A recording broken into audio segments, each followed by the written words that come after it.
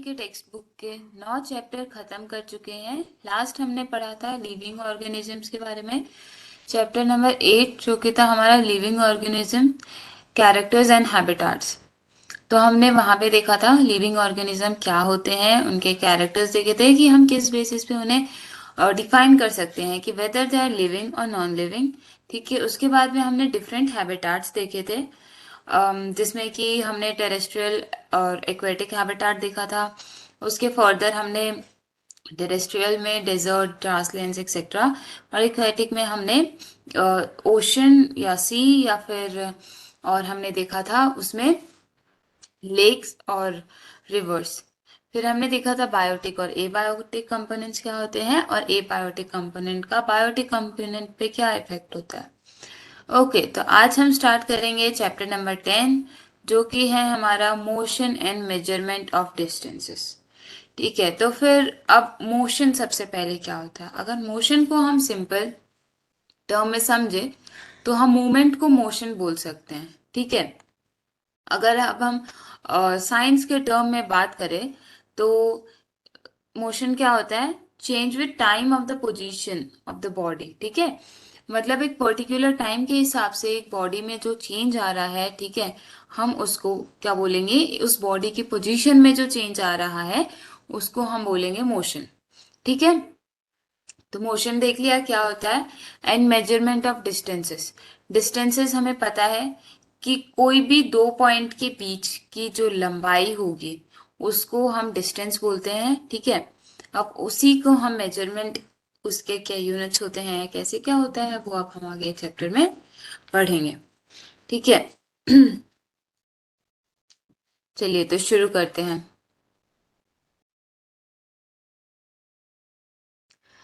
तो आप सब लोग अपने जब घर जाते हैं, गांव जाते हैं या कहीं घूमने जाते हैं, है ना, तो हम अलग अलग टाइप का ट्रांसपोर्ट यूज करते हैं। ठीक है, क्या तो हम फ्लाइट यूज करते हैं, ट्रेन यूज करते हैं, बस या बुलक कार्ट यूज करते हैं, ऑटो रिक्शा। ठीक है, तो ये डिफरेंट टाइप ऑफ व्हीकल्स हम यूज करते हैं। ठीक है, तो अब इसमें क्या है कि कुछ चीजें जो होती है वो बहुत ही ज्यादा टाइम कंज्यूमिंग होती है और कुछ होती हैं जो बहुत ज्यादा टाइम सेविंग होती है। ठीक है, अगर एरोप्लेन की बात करें तो हम बहुत ही लॉन्ग डिस्टेंसेस में, जो कि अगर आप बाय ट्रेन अगर आप ट्रैवल करो तो it might take 24 hours, 36 hours और 48 आवर्स। ठीक है, वही अगर आप फ्लाइट में ट्रैवल करोगे तो वही सेम डिस्टेंस आप बहुत ही कम टाइम में कवर कर सकते हो। ठीक है, आपको मुश्किल से 2-3 घंटा लगेगा, आप उतना डिस्टेंस कवर कर लोगे, जो कि आपको ट्रेन या बस में 24 आवर्स या फिर उससे भी ज्यादा लग गया। ठीक है, तो फिर ये क्या हो रहा है, कैसे हो रहा है, ये मूवमेंट हो रही है। ठीक है, तो ये जो भी हमारे व्हीकल्स हैं ये मूव कर रहे हैं और इनकी मूवमेंट की वजह से हम एक जगह से दूसरे जगह पे जा रहे हैं। ठीक है, अब मूवमेंट्स हम भी करते हैं। हमने पिछले जब हम बॉडी मूवमेंट्स के बारे में पढ़ रहे थे तो हमने देखा कि हम एक जगह से दूसरे जगह पे जाने के लिए अपने सीट से उठ के टीचर के पास जाने के लिए हम क्या करेंगे, हम हमारे बॉडी का मूवमेंट करेंगे। ठीक है, हम उठेंगे और चल के जाएंगे। तो वहां पे भी क्या हुआ, मोशन हुआ। ठीक है, हमने अपनी पोजीशन चेंज की है। ओके, तो वो भी क्या हुआ, मूवमेंट हुआ। ठीक है, चलिए तो फिर अब हम शुरू करते हैं कि ये मोशन, चलो ठीक है, पहले पैर से चल के जाते थे। ठीक है, धीरे धीरे एडवांसमेंट आई। तो अब वो एडवांसमेंट अगर हम देखें तो एक टर्निंग पॉइंट क्या था, टर्निंग पॉइंट हम बोल सकते हैं क्या था, invention of a wheel. Invention of wheel जो था वो टर्निंग पॉइंट था फॉर द ट्रांसपोर्टेशन। तो invention of the wheel made a great change in modes of transport. The design of the wheel was improved over thousands of years. Animals were used to pull carts that moved on wheels. तो शुरुआत कैसे हुई थी, जब wheel was made, और पहले क्या होता था, animals were used to move the carts on wheels. ठीक है, एंड धीरे धीरे एडवांसमेंट आती गई। उसके बाद में चीजों की इन्वेंशन हुआ। ठीक है, मोटर व्हीकल्स का इन्वेंशन हुआ, साइकिल का इन्वेंशन हुआ, ठीक है। Boats and ships were known, ठीक है। तो पहले क्या होता था कि एनिमल्स पे या फिर बोट या शिप पे हमारा ट्रांसपोर्ट जो है मोस्टली डिपेंड करता था, ठीक है। अगर हमें कहीं दूर जाना है तो मोस्टली बोट या शिप पे डिपेंड करता था, और अगर हमें कहीं पास में लैंड के थ्रू जाना है तो एनिमल पे डिपेंड करता था। फिर the invention of steam engine led to the development of new means of transport. Railroads were made for steam engine driven carriages and wagons, ठीक है। So later come automobiles such as motor cars, trucks and buses, ठीक है। तो क्या हुआ कि सबसे पहले क्या होता था कि वाटर रूट्स के थ्रू मोस्टली ट्रैवल होता था या एनिमल्स के थ्रू होता था, ठीक है। फिर क्या हुआ, इन्वेंशन ऑफ व्हील हुआ, ठीक है। उसके बाद में क्या हुआ, इन्वेंशन ऑफ व्हील के बाद में आया इन्वेंशन ऑफ स्टीम इंजन, ठीक है। तो कहाँ से आ रहे हैं हम, एडवांसमेंट की तरफ आ रहे हैं, ठीक है। उसके बाद में railroads were made for the steam engine, जहाँ पे कि मोस्टली वो गुड्स को कैरी करने के लिए यूज होता था। उसके बाद में आए automobiles such as motor cars, trucks, buses, ठीक है। उसके बाद में क्या आया, और ज्यादा एडवांसमेंट आया। उसके बाद में मोटराइज्ड बोट्स आई and ships were used as means of transport on water. यहाँ पे भी एडवांसमेंट आई। हम ऑन लैंड की जब बात करते हैं तो वहां तो एडवांसमेंट आ ही रही है, वेर एज अगर हम वाटर वेज की बात करें तो वहां पे भी मोटराइज्ड बोट्स और बड़े शिप्स हमारे एडवांसमेंट आए। The early years of 1900 saw the development of aeroplanes. Aeroplane का डेवलपमेंट कब हुआ, अर्ली ईयर्स ऑफ 1900, ठीक है। These were later improved to carry passengers and goods. Electric trains, monorail, supersonic aeroplanes, and spacecraft are some of the contributions of the 20th century. अब 20th century में क्या क्या चीजें आई, electric trains, monorail, supersonic aeroplanes and spacecraft, ठीक है। तो क्या हुआ, धीरे धीरे हमारे पास कहाँ से एडवांसमेंट आई, सबसे पहले जहाँ पे हम एनिमल्स का यूज कर रहे थे, उसके बाद में हमारे पास व्हील का इन्वेंशन हुआ। और वो व्हील कौन खींचता था, वो किससे ड्रिवन किया जाता था, एनिमल्स के हेल्प से किया जाता था। उसके बाद में क्या आया, उसके बाद में हमारी और एडवांसमेंट हुई, और उसके बाद में स्टीम इंजन आया, ठीक है। और स्टीम इंजन के बाद में मोटराइज्ड बोट्स और शिप्स भी आई। उसके बाद में एरोप्लेन का इन्वेंशन हुआ, फिर सुपरसोनिक एरोप्लेन और इलेक्ट्रिक ट्रेन्स और मोनोरेल, स्पेसक्राफ्ट, इन चीजों का इन्वेंशन हुआ, ठीक है। तो these are some of the different modes of transport. Okay, so इस पिक्चर में हमें दिखा रखे हैं डिफरेंट तो क्या क्या है, ट्रेन है, बुलक कार्ट है, बाइसिकल है, शिप है, और एरोप्लेन है, बस है, ठीक है। तो अभी अगर हम इन्हें एक फ्लो चार्ट में डालना चाहें कि सबसे पहले क्या आया, तो सबसे पहले क्या आया, सबसे पहले आई बुलक कार्ट, ठीक है। उसके बाद में क्या आया होगा, तो ऐसे ही अब आपको इस फ्लो चार्ट को कंप्लीट करना है, ठीक है, टुवर्ड्स द एडवांसमेंट, ठीक है। तो लास्ट में हमारे पास क्या आया, मोस्ट एडवांस्ड है हमारा एरोप्लेन, ठीक है। तो अब आपको ये फिल करना है, चलिए। इनफैक्ट सम ऑफ द जो अभी हमने ट्रांसपोर्ट के मोड्स देखे, वो आज इतने ज्यादा फ्रिक्वेंटली या इतने ज्यादा यूज में नहीं आते हैं, ठीक है। जैसे बुलेट कार्ट अगर आप देखोगे तो वो आजकल बहुत ही कम यूज में आता है, ठीक है। चलिए अब नेक्स्ट क्या है, how wide is this desk. So how did people know how far they have travelled. तो आपको कैसे पता चलेगा कि आप कितने दूर ट्रैवल किए हो, how will you know whether you can walk all the way to your school or whether you will need to take a bus or rickshaw, to reach the school. अब आपको कैसे पता चलेगा कि आप अपने स्कूल चल के जा सकते हैं या फिर आपको कोई बस या रिक्शा से जाना पड़ेगा, उसका डिस्टेंस जान के, ठीक है। When you need to purchase something, it is possible for you to walk to the market. How will you know the answer to these questions? ठीक है, कैसे पता करोगे कि आपको कैसे जाना चाहिए, आप पैदल जा पाओगे कि नहीं। अब मान लीजिए आप बोल रहे हो ठीक है हम पैदल जाएंगे, और आपका स्कूल कितना दूर है, आपका स्कूल 10 किलोमीटर्स है, ठीक है, पैदल जा पाओगे नहीं, ठीक है। तो यही हम आगे देखेंगे। और it is often important to know how far a place is so that we can have an idea how we are going to reach that place. Walk, take a bus or a train, a ship, an aeroplane or even a spacecraft. ठीक है, तो it is very important for us to know कि हमें कितना दूर जाना है, उसी हिसाब से हम जाएंगे ना।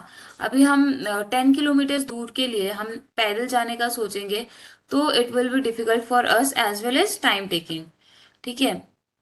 और वहीं अगर हमें पास ही में जाना है तो उसके लिए हम एरोप्लेन में जाने का सोचेंगे क्या, हमें जाना है मान लीजिए एक अराउंड 1-2 किलोमीटर दूर जाना है तो एयरक्राफ्ट में जाएंगे नहीं, ठीक है। तो फिर ये कैसे पता चलेगा, ये तो कितना दूर हमें जाना है उसी हिसाब से हम डिसाइड कर पाएंगे कि हमें कौन सा मोड ऑफ ट्रांसपोर्ट यूज करना है। Sometimes there are objects those length और width we need to know, ठीक है। सो लेंथ और विड्थ क्या होता है, अ, ये एक रेक्टेंगल है, ठीक है। अब ये जो लंबी वाली साइड है इसको हम लेंथ कंसीडर करेंगे और इसको हम विड्थ कंसीडर करेंगे, ठीक है। तो फिर अब हमारे जो लेंथ और ब्रेथ को नापने का तरीका अलग अलग हो सकता है, ठीक है। हम उसको कैसे कर सकते हैं, हम उसको अपने हैंड्स के हेल्प से नाप सकते हैं, ठीक है। फिर यहाँ पे अगर बात करें, जैसे बुज्जो और पहेली ने अपने डेस्क को कैसे नापा, दे यूज गिल्ली डंडा, ठीक है। तो कैसे उन्होंने किया, तो the desk seem to be having a length equal to 2 danda lengths and 2 length of the gilli, ठीक है। Drawing a line in the middle of the desk leaves each of them happy with a half of the desk equal to the danda and a gilli in length. After a few days, the marked line gets wiped out. Bujju now has a new set of gilli and danda as he lost his old one. ठीक है, तो बुज्जो ने कैसे नापा था पहले desk को, उसने अपना गिल्ली डंडा लाया और फिर उसने डेस्क को नापा, ठीक है। पर अब जब लाइन उन्होंने ड्रॉ की तो वो मिट गई थी, पर थोड़े ही टाइम के बाद क्या किया, वो लाइन मिट गई तो बुज्जो ने क्या किया, दूसरा गिल्ली डंडा लेके आया, ठीक है। अब उसके पास जो था नया गिल्ली डंडा था, उसने उस गिल्ली डंडे की हेल्प से नापने की कोशिश की। तो अभी उस गिल्ली डंडे की लेंथ अलग थी, उसकी साइज अलग थी, जिस वजह से कि मेजरमेंट अलग आया।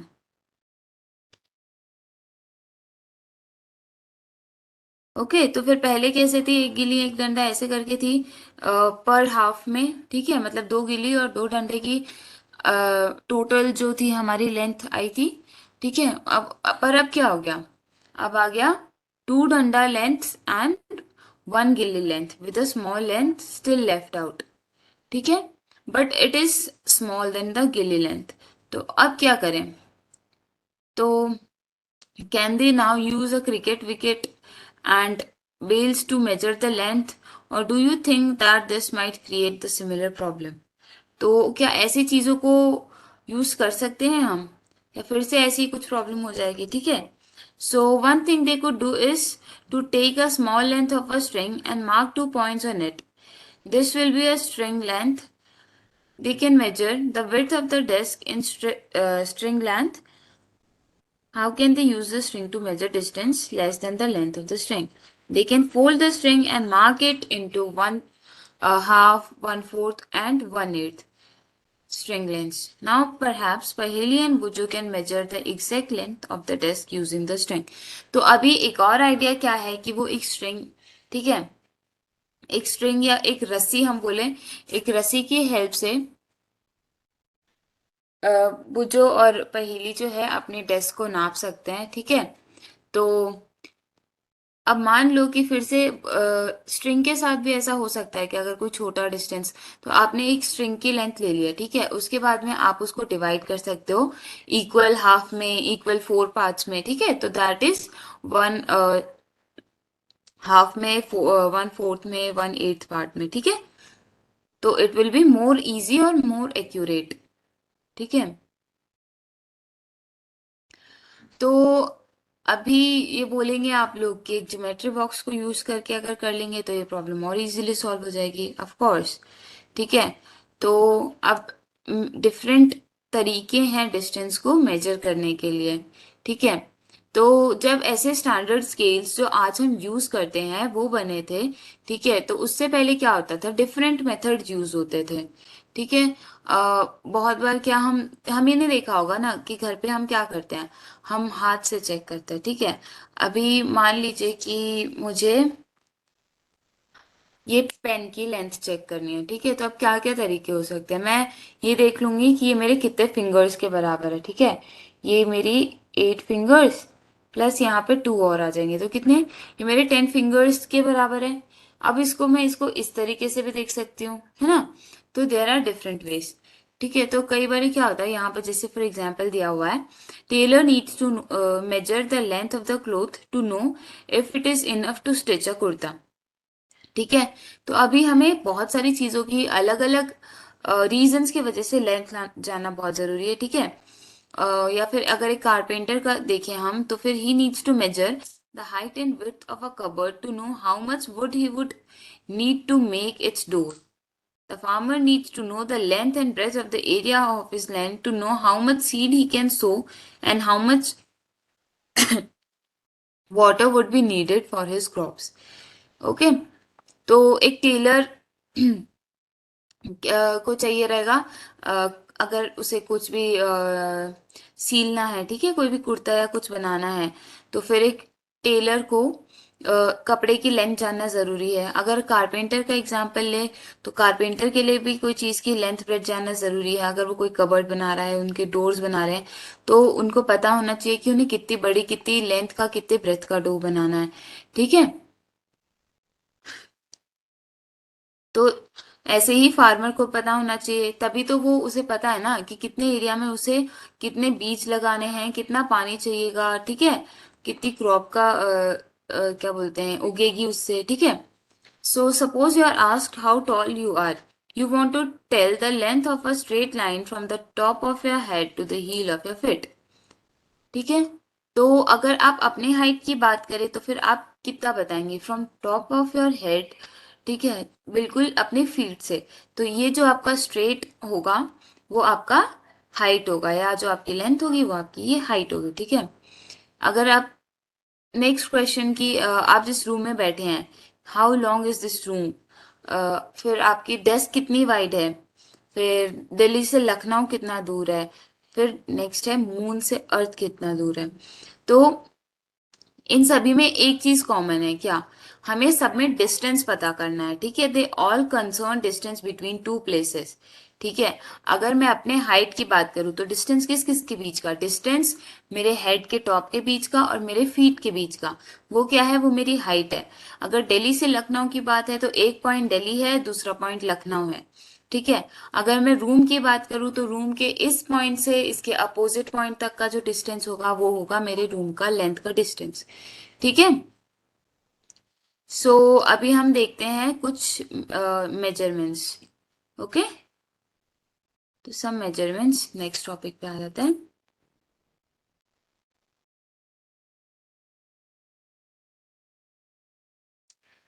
सो एक एक्टिविटी करते हैं, ठीक है। तो उसमें क्या करना है हमें, आप लोग क्या करेंगे, एक ग्रुप में काम करेंगे, ठीक है। And each one of you each of you do this activity one by one, ठीक है। Using your foot as a unit of length, measure the length and breadth of the classroom.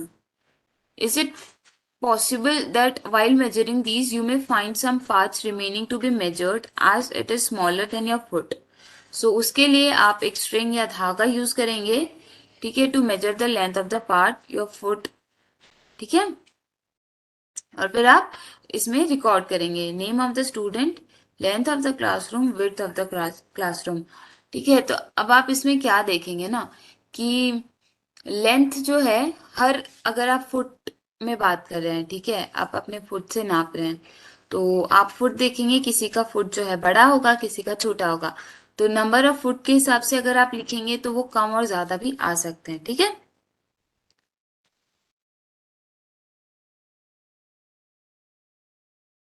फिर क्या कर सकते हैं, दूसरा आप अपने हैंड स्पैन को एक यूनिट से ले सकते हैं और आप अपने डेस्क को मेजर करेंगे, ठीक है। तो इसमें भी क्या करेंगे कि आपको एक स्ट्रिंग की हेल्प लेनी पड़ेगी to measure the length, okay, and then fraction of the string length to make the measurement. और फिर आप ऑब्जर्वेशन को रिकॉर्ड करिए। तो हम क्या देखेंगे, measurement means the comparison of unknown quality, comparison, sorry, comparison of unknown quantity with some known quantity. This is known fixed quantity. This known fixed quantity is called unit. ठीक है। तो अब मेजरमेंट का मतलब क्या होता है, comparison of unknown quantity with the known quantity, ठीक है। और उसकी जो फिक्स्ड क्वांटिटी को अगर हम उसकी बात करते हैं तो हम उसको बोलते हैं यूनिट, ठीक है। The result of measurement is expressed in two parts, one part is a number, the other part is the unit of the measurement, ठीक है। मेजरमेंट के जो रिजल्ट है उसको हम दो पार्ट में वो करते हैं, ठीक है। अब वन पार्ट जो है वो एक नंबर होता है और जो दूसरा पार्ट जो होता है उसका यूनिट ऑफ मेजरमेंट होता है, ठीक है। फॉर एग्जाम्पल एक्टिविटी 1 में the length of the room is found to be 12 lengths of your foot, then 12 is the number of foot length, ठीक है। So foot length क्या है, foot length is the unit selected for the measurement. Now study all the measurements, ठीक है। अभी हमने दो activities की है ना, तो आप इसमें मेजरमेंट्स पढ़िए, ठीक है। So all the measurements for the room using everybody's foot equal, अभी मैंने बताया था नहीं, क्योंकि सबके फुट की या सबके हैंड स्पैन की हम बात करें तो उनका लेंथ जो है डिफरेंट होता है, ठीक है। किसी का फुट छोटा होगा, किसी का बड़ा होगा। Perhaps the results could be different as the length of your handspan and that of your friends may not be same, ठीक है। तो जैसे फुट की लेंथ हर इंसान की अलग अलग हो सकती है, वैसे ही हैंड स्पैन की भी हो सकती है, ठीक है। So therefore, when you tell your measurements using your handspan or length foot as units to other, they will not be able to understand how big the actual length it is unless they know the length of your handspan or foot, ठीक है। अगर आप अपने foot या अपने हैंडस्पैन के हिसाब से किसी और को उसका मेजरमेंट बताओगे तो वो एग्जैक्टली नहीं समझ पाएंगे कि वो कितना बड़ा है, ठीक है। वो तभी समझ पाएंगे अगर उन्हें पता हो कि आपका फुट या आपका हैंडस्पैन कितना बड़ा है, ठीक है। We see therefore that some standard units of measurements are needed that do not change from person to person, ठीक है। तो इसीलिए क्या होता है, हमें कुछ स्टैंडर्ड यूनिट ऑफ मेजरमेंट चाहिए, ठीक है, जो कि पर्सन टू पर्सन चेंज ना करे, ठीक है, वो हर पर्सन के लिए सेम हो, ठीक है। ताकि अगर मैं बोल रही हूँ, अगर मैं लेंथ की बात कर रही हूँ, फॉर एग्जाम्पल मैंने इस पेन की लेंथ मैंने बोली कि ये 12 सेंटीमीटर का है, ठीक है। तो एक स्टैंडर्ड यूनिट हो गया 12 सेंटीमीटर फॉर मी, 12 सेंटीमीटर ही वो एक दूसरे पर्सन के लिए भी होगा, क्योंकि 1 सेंटीमीटर जितना मेरे लिए बड़ा है उतना ही 1 सेंटीमीटर वो दूसरे पर्सन के लिए भी है, ठीक है। सो आ जाते हैं अब स्टैंडर्ड यूनिट्स ऑफ मेजरमेंट पे।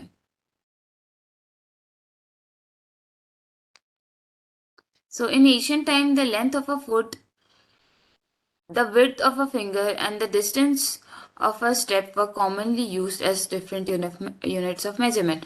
तो पहले क्या होता था, पहले फुट की लेंथ या विड्थ ऑफ अ फिंगर, ठीक है, डिस्टेंस ऑफ अ स्टेप, इसी को हम क्या करते थे, यूनिट ऑफ मेजरमेंट लेते थे, ठीक है। अभी भी हम कई बारी खेलते खेलते देखते हैं ना, जब हमें देखना होता है कि कितना डिस्टेंस है, पर हमें समझ में नहीं आता है हम कैसे करें, हमारे पास कुछ होता नहीं है स्टैंडर्ड मेजरमेंट के लिए, कुछ स्केल वगैरह नहीं होते हैं, तो हम अपने फिंगर्स या अपने फुट यूज करके उसे मेजर करते हैं। Okay, so the people of the Indus valley civilisation must have used very good measurements of lengths because we see evidence in excavations of perfectly geometric constructions. ठीक है, तो इंडस वैली सिविलाइजेशन के time पे कुछ बहुत ही अच्छे टूल्स यूज हुए होंगे, ठीक है, जिनसे कि क्या परफेक्ट ज्योमेट्रिकल कंस्ट्रक्शंस देखने मिलती हैं।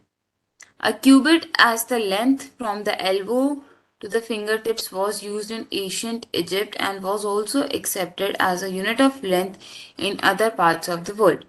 ठीक है, तो एशियंट इजिप्ट में क्या होता था, a cubit as a length from the elbow to the finger tips was use.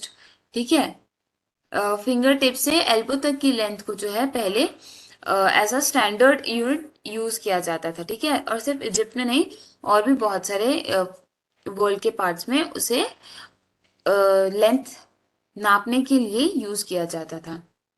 People also use the foot as a unit. ठीक है, तो यहाँ पे क्या आ गया, एल्बोज आ गया, फुट भी आ गया। ठीक है, people also use the foot as a unit of length in different parts of the world. The length of the foot used varied slightly from region to region। ठीक है, people measured a yard of cloth by the distance between the end of the outstretched arm and their chin। तो अब एक yard, कपड़े का yard, ठीक है, so yard of the cloth को कैसे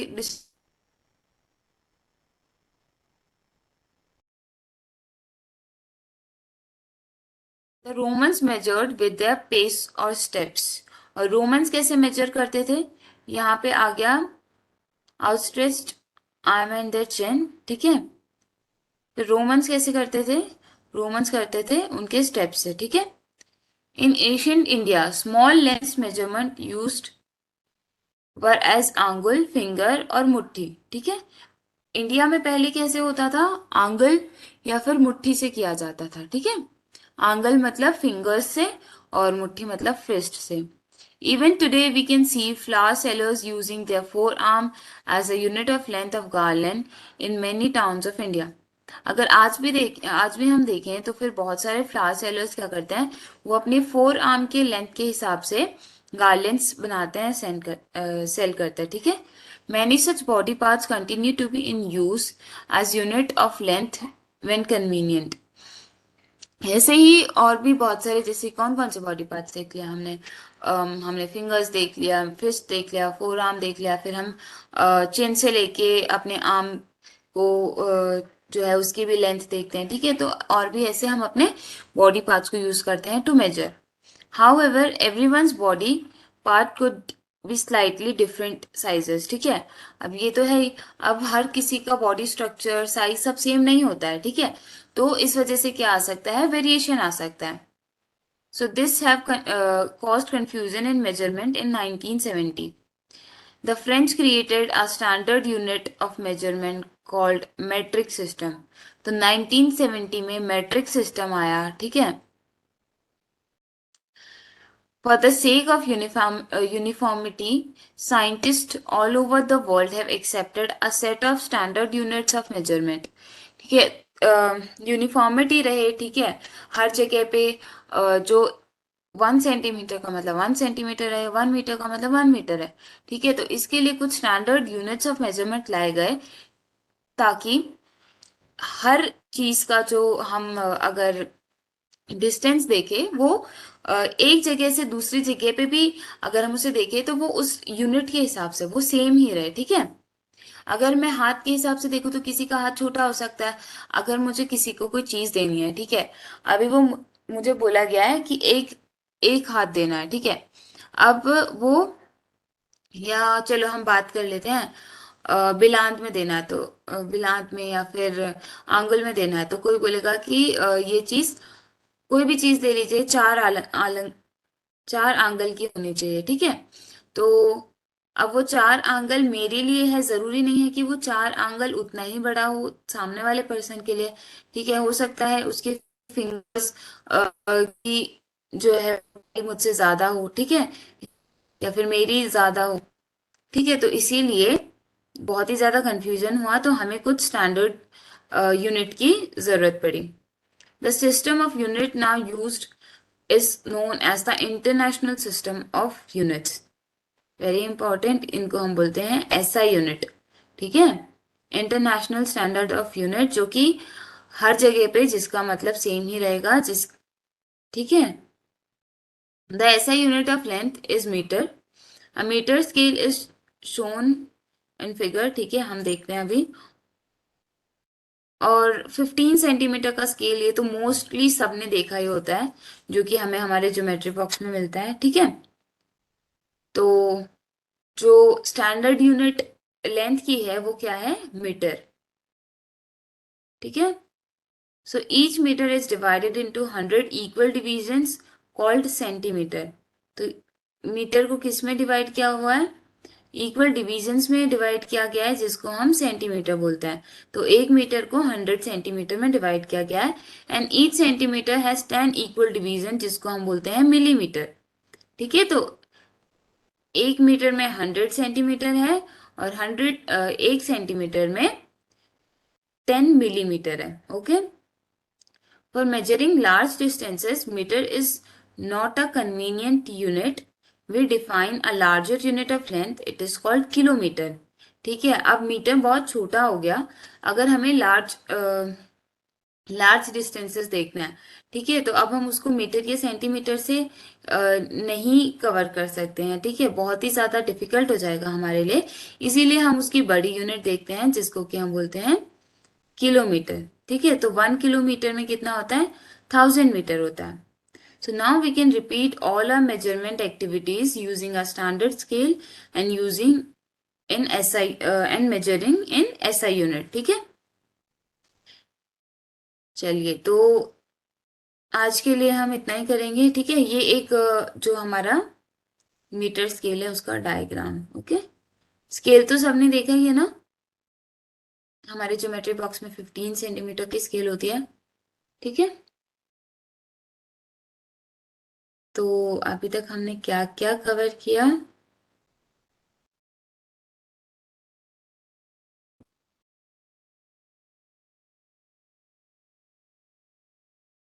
हमने देखा मोशन क्या होता है। ठीक है, मेजरमेंट ऑफ डिस्टेंस क्या होता है और उसकी क्यों जरूरी है वो।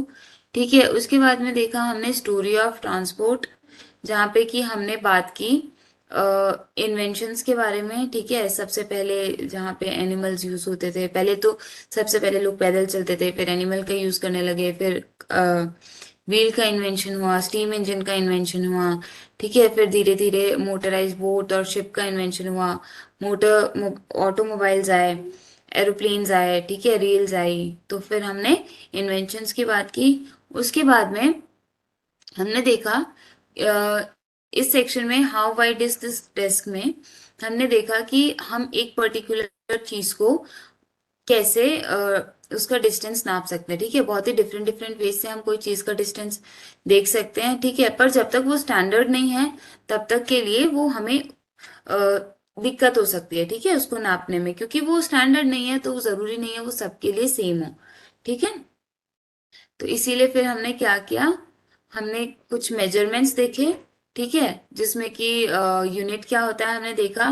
फिर हमने देखा कि इनिशियली कैसे, कौन से स्टैंडर्ड से मेजरमेंट किए जाते थे, क्या स्टैंडर्ड्स लिए जाते थे। ठीक है, और फिर उससे हमें क्यों स्टैंडर्ड यूनिट की जरूरत पड़ी, इंटरनेशनल सिस्टम ऑफ यूनिट्स। ठीक है, हमें क्यों ऐसा यूनिट की जरूरत पड़ी। ओके, और फिर हमने ये भी देखा कि लेंथ की ऐसा यूनिट क्या है। फिर हमने देखा उसके वेरियस डिविजन्स। ठीक है, उसके छोटे, अगर उसको 100 पार्ट में डिवाइड कर लेते हैं तो हम उसको बोलते हैं सेंटीमीटर, और 1 सेंटीमीटर को 10 पार्ट्स में डिवाइड करते हैं हम उसे बोलते हैं मिलीमीटर। उसके बाद में जब हम 1000 मीटर्स की बात करते हैं तो वो हमारा बन जाता है 1 किलोमीटर। थैंक यू एवरीवन, आज के सेशन में हम इतना ही पढ़ेंगे। नेक्स्ट सेशन में हम स्टार्ट करेंगे करेक्ट मेजरमेंट ऑफ लेंथ से। Okay. थैंक यू, मिलते हैं नेक्स्ट सेशन में।